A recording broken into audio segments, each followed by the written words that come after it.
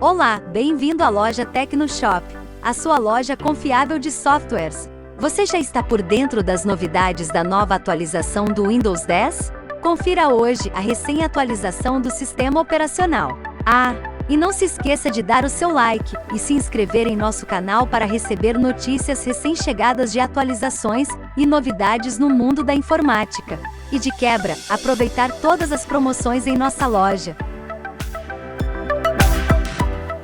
O Windows 10 22H2 já pode ser baixado por todos os usuários do sistema. Exatamente um mês após seu lançamento oficial pela Microsoft, o Windows 10 versão 22H2, ou também identificado como a atualização Windows 10 2022, foi marcado nesta terça-feira 22, como uma ampla implementação de atualização, o que significa estar globalmente disponível através do Windows Update.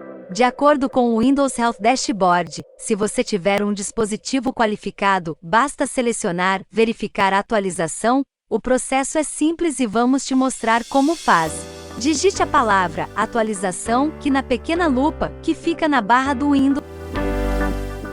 Dispositivos atualmente com Windows 10 versão 20H2 ou mais recente terão uma experiência de instalação rápida, porque esta atualização de recursos será instalada como uma atualização mensal, relata a empresa. Quem preferir poderá também instalar a versão mais recente do sistema operacional através da ferramenta de download do Windows, a ferramenta Media Creation, ou criando uma ISO para instalação limpa. Basta acessar o site oficial Microsoft. O link. O que há de novo na versão 22H2 do Windows 10?